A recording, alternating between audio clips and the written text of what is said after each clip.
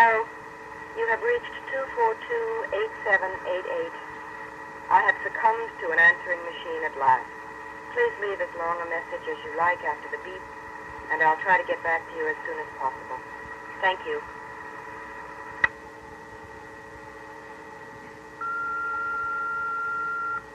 This is J. Allen Sanford in San Diego again, and I will try back later in the week. It's Wednesday, and it would be about 7 o'clock your time. Frank DeFelitta.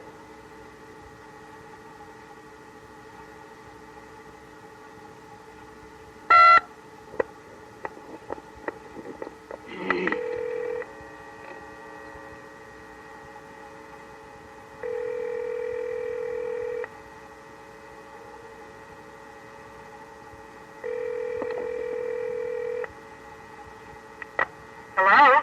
Yes, Mr. DeFelitta, please? Yes, please hold on. Thank you.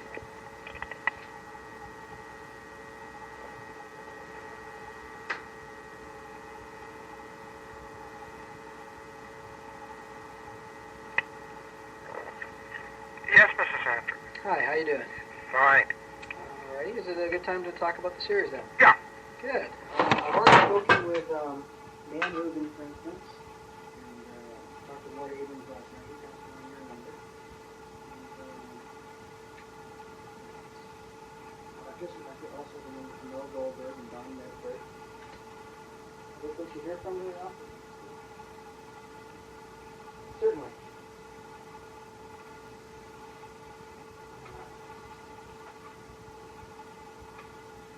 You're doing very well. In fact, I can pass on a number if you like. Alright, this would be a Tom calling. Certainly. Him, I just got his number today, and we'll be calling him this evening, in fact. Okay, area code 213-271-5398. Yeah. We enjoy talking to him, talking for a good hour or so. And we have a lot of great anecdotes to tell about the actors and the set. Alright, well, I guess first I'd like to ask how you got involved in the series, how you got started with it. Let's see, when was it, 54, 53? Actually, 50 to 51. Well, yeah, but it went on through 53, didn't it? Late 53 I've got here, yeah. I came in somewhat later. And I got involved in it simply because I loved it. I used to watch it, and what was amazing to me was the ability of this program to deliver on live television the quality of an edited motion picture. Mm-hmm. At the time, I was interested in film, and television was simply a stepping stone to film for me, and at least that's what I wished it to be. And yet this one show, I did a lot of television shows. I wrote a lot of them, like Circle Theater and Studio One, things like that. And this was previous to Tales of Tomorrow? Beg your pardon? This was previous to doing Tales of Tomorrow? Yes. The Studio One wasn't, but I did a lot of, there was a show called Campbell Soundstage, and another one was called Circle Theater, Armstrong Circle Theater. Were you doing Circle Theater at the same time as Mort Abrahams was? Did he do Circle Theater? He sure did, Mort Abrams? Yeah, that's what he was telling me just last night, in fact. What did he do on Circle Theater? He didn't mention the episodes, but he mentioned that and the Campbell Soundstage. And, are you sure you're talking about Mort Abrams? Mm-hmm, sure. And he'd also done the GE Theater. Well, I know GE Theater because I worked on the Medallion Theatre, which was the forerunner to GE Theater. I see. But I didn't think that Mort was on the other shows. But what do you mean? What did he do? He wasn't a writer. No, he was apparently in the producing department. I see. But anyway, and I thought that Tales of Tomorrow was the best of the live television shows at the time. Because it was so soon after, the advent of television. I mean, it was 1948, 49. And there in 1950, 51, everyone was, playing with this medium like a toy, and it was like such fun. And yet, it was crude. Everything that they did was crude. The shows that you would write, I would write them, and then people like Gary Simpson and Ted Post would direct them. And they were wonderful, but they were like, it was like playing with something that they weren't quite familiar with. And the nature, the pictures that would come out of them, the finished product, would always be, to me anyway, kind of like corny and not quite like up to the par of a motion picture. It never did quite, measure up to the quality and the fluidity and the perfection that only movies can give you. So live television was to me always a kind of a sort of poor man's movie. And even though I made money and I was able to support myself and my family, and it was fine, it always left a great, sort of vacant spot in my wishes, my desires. I always felt, well, this is not really what I want to do.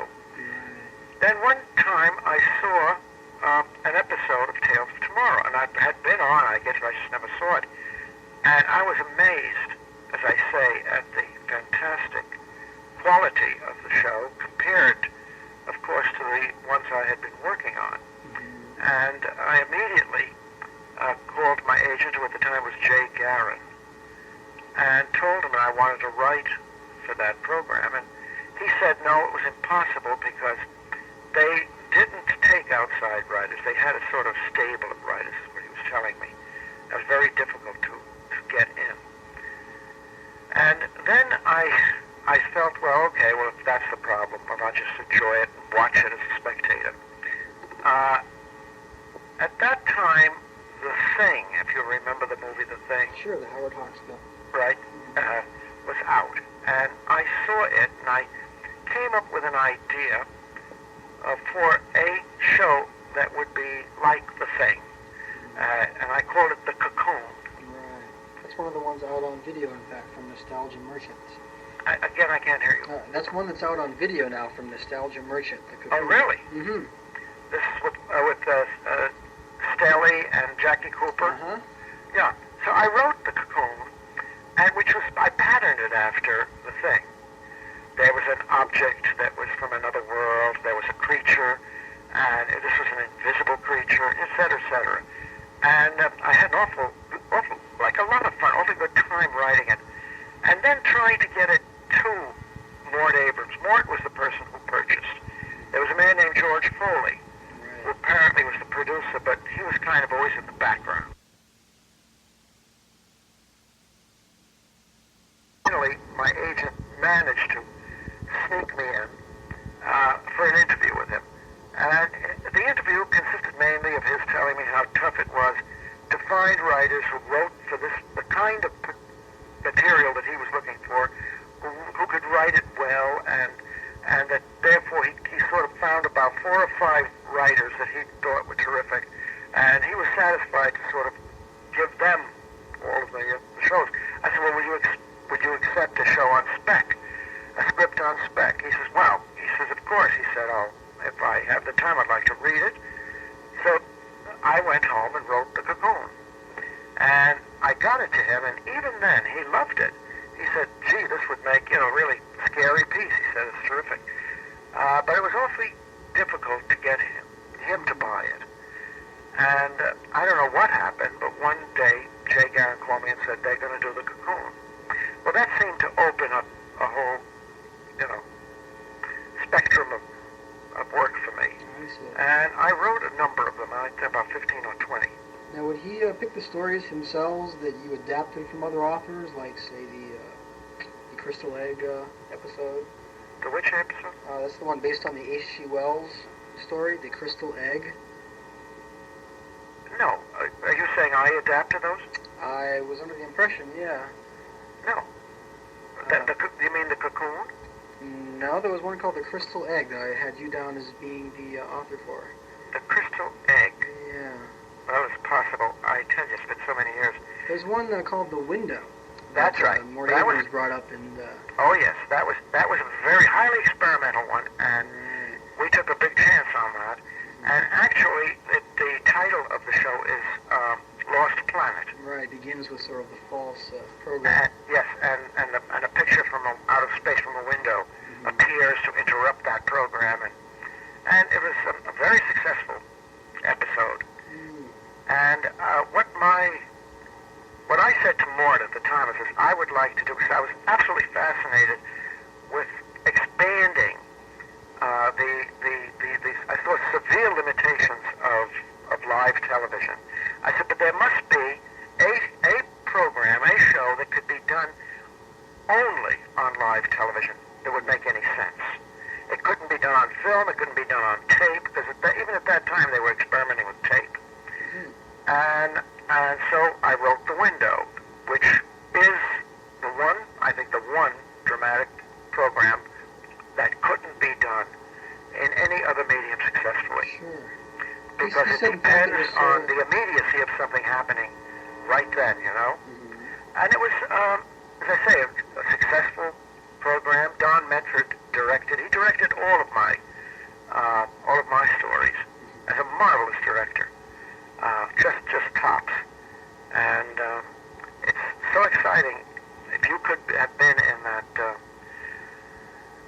with the control room to see him work, the man was like, he was like a conductor.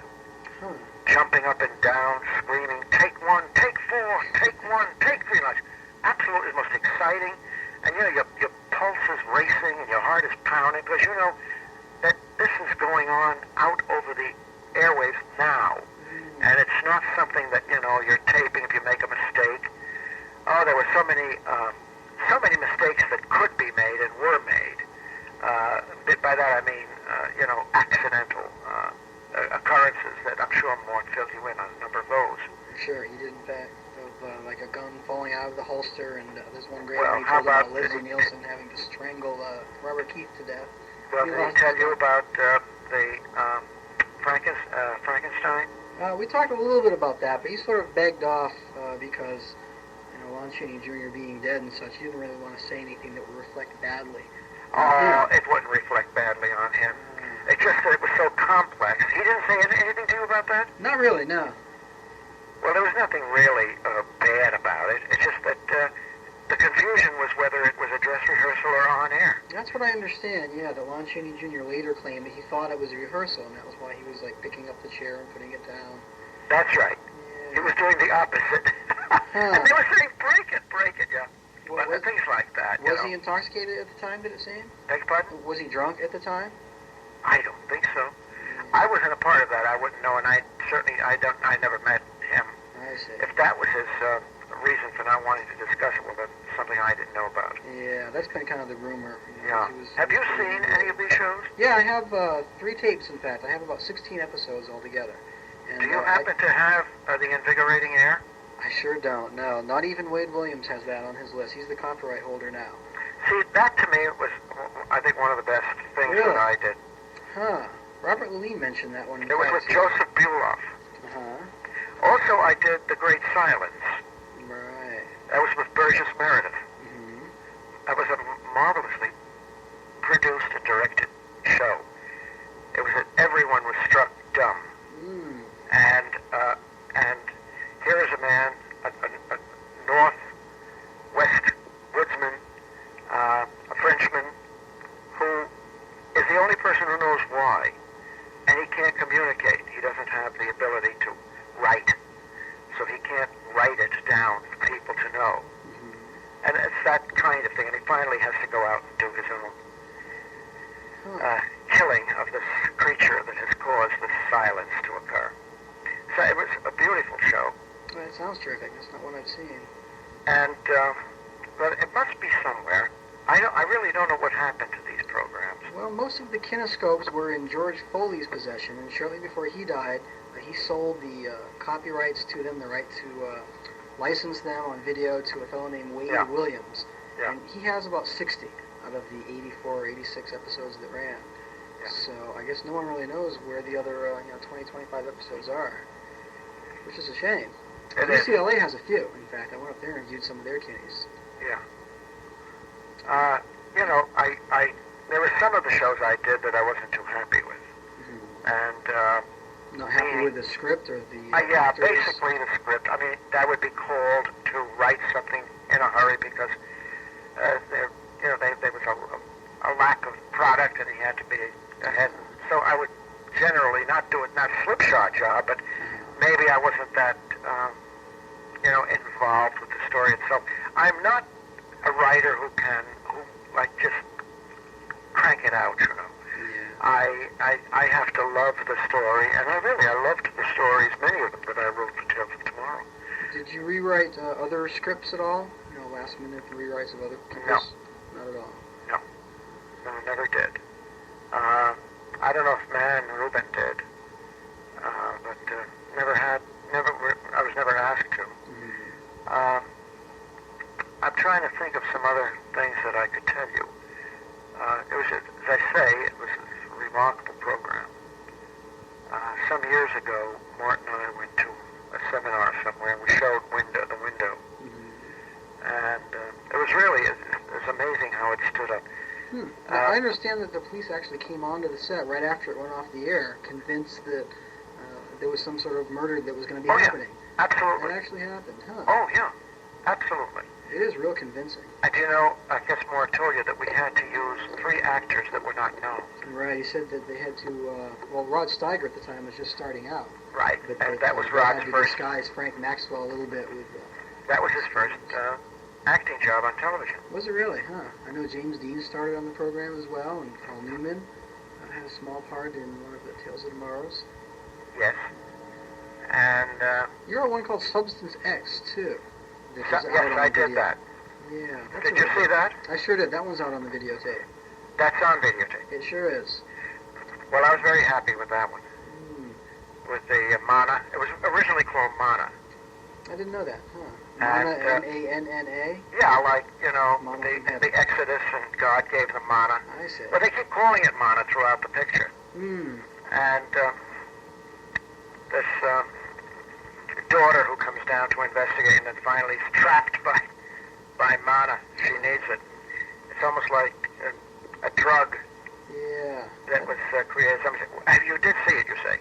Oh, yeah. Oh, so I shouldn't be even discussing it then if you saw it. Did the network ever, was the network, or not rather the network, but the sponsors, were they ever nervous about shows like Substance X and The Window?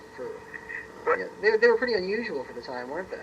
They were very, very unusual. And nervous in what sense?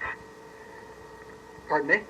You said... well, nervous about, say, The Window, in that maybe they're afraid that more stations would pull the program for fear that they're seeing, a murder about to take place. Well, we did.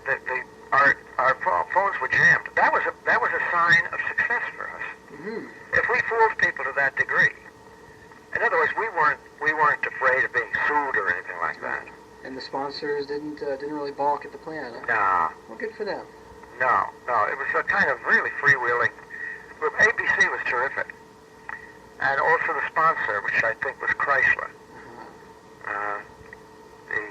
Chrysler watch bands. And watch bands. Maslin later on the carpets. Right. But it was absolutely wonderful experience. I was sorry when it went off the air. Yeah, it's just curious that it wasn't renewed. Apparently, both sponsors were having financial problems at the same time. Do you feel the program gets sort of the short shrift?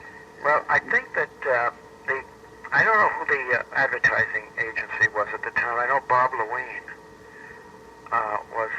Do you know Bob? Sure. Yeah, we talked to him first, in fact.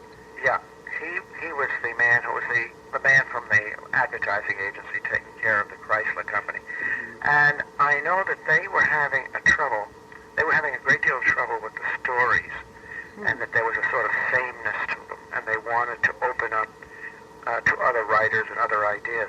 And when I came in with the Cocoon, they liked it very much because they got a terrific response. The rating actually increased afterwards. And that night it got a good rating, better than the week before. And they were telling me things like this. I know that they opened it up to a number of other writers later that were like very well-established writers. I know Alvin Sapensley did one that was very beautiful. It was an adaptation of A Child is Crying, I believe it's called. That one's fantastic. I have Robin Morgan's number, in fact, and I'll be talking to her this week. The little girl. Oh, really? Yeah, she lives in New York now. She's been married a couple times, and hasn't done much in the business since then.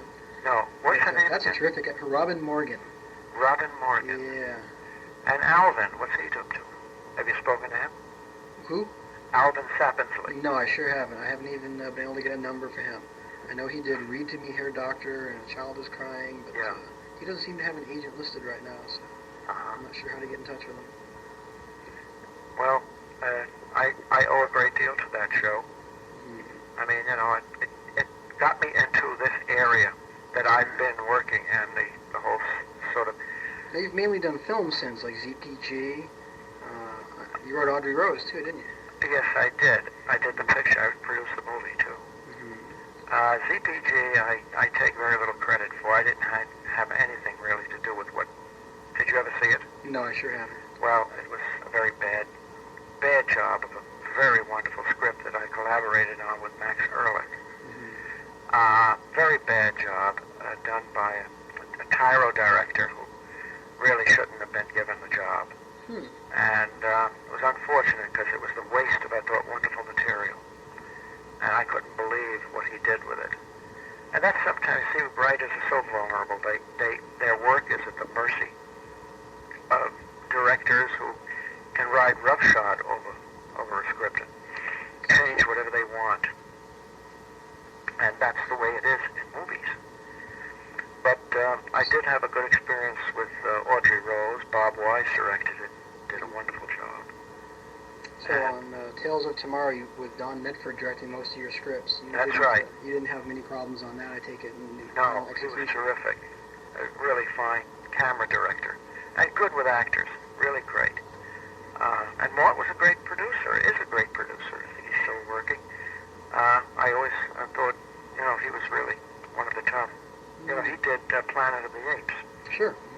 And, of course, you know, and it's a tremendous record. And, you know, we go on. I did The Entity, you know. I didn't know that. Yeah.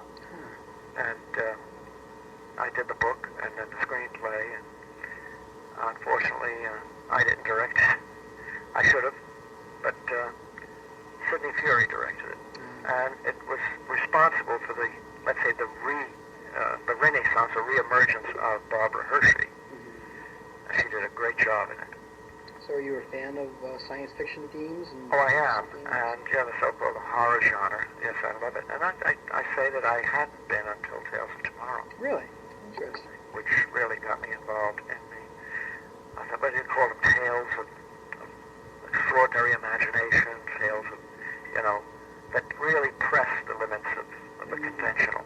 Did you try to write for later series, like Twilight Zone or Outer Limits? No, but I must say that when I finished,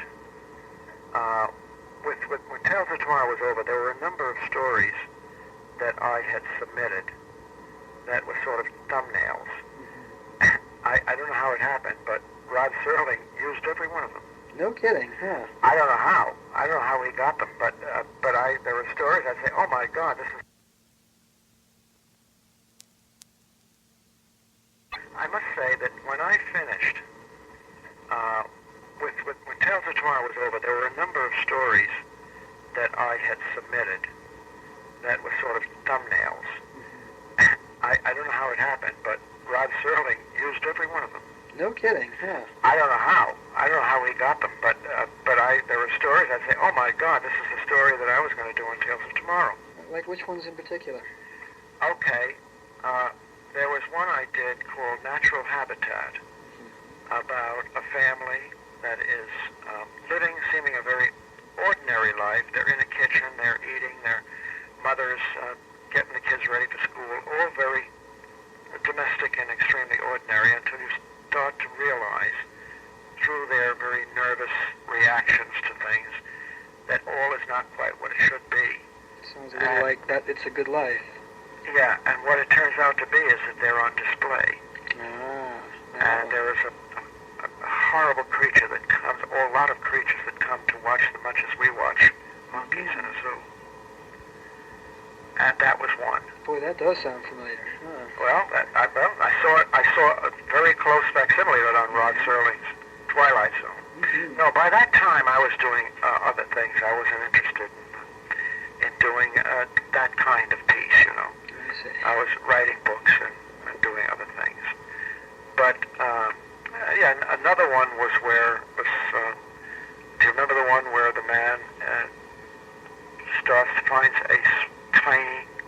civilization, small people. Oh, yeah. Very And tiny. He wants to be their god. That's right, that was mine.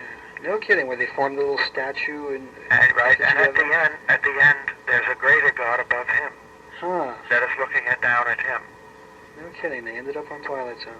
Well, look, I don't think that that's worthy of printing, but I mean, don't quote me on any of this, but I say that did happen. There's a lot more too, and I don't know, maybe Rod must have looked around, raided, or what have it. I don't know what he did.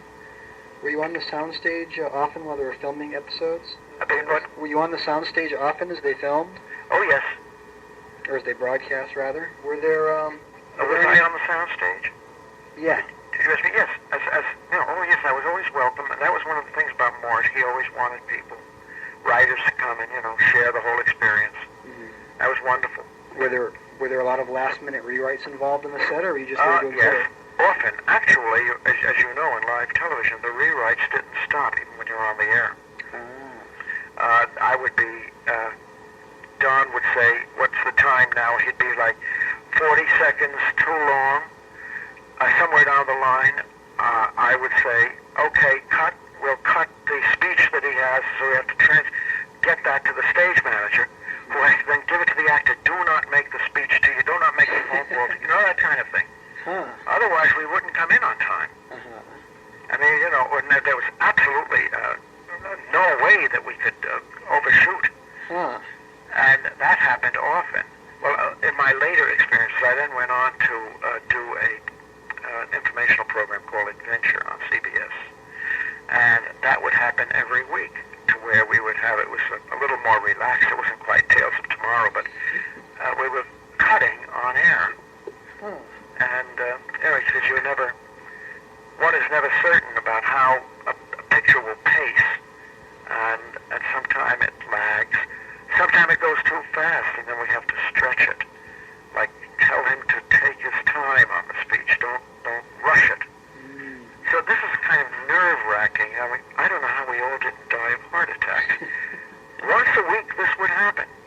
It was really frightening. But, it was where it was, and it was wonderful. And it's an experience I wouldn't have given up for anything. Great. Well, that's really all I had.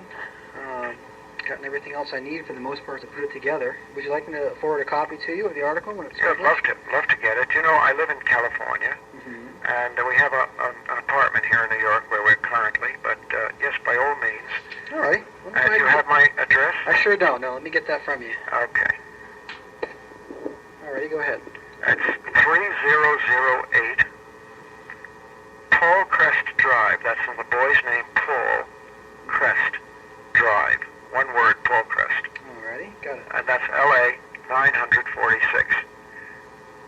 946. Right, and you live in San Diego? San Diego, Ramona, actually, a little north of San Diego. Oh, terrific. It's a lovely place down there. Yeah, thank you. Okay. Right. Well, thank you for your help. It's been, we're grateful. It's really fresh out the article. Thank you very much. And I'll be looking forward to reading the article. All right, thanks for your time. Bye-bye. Bye-bye.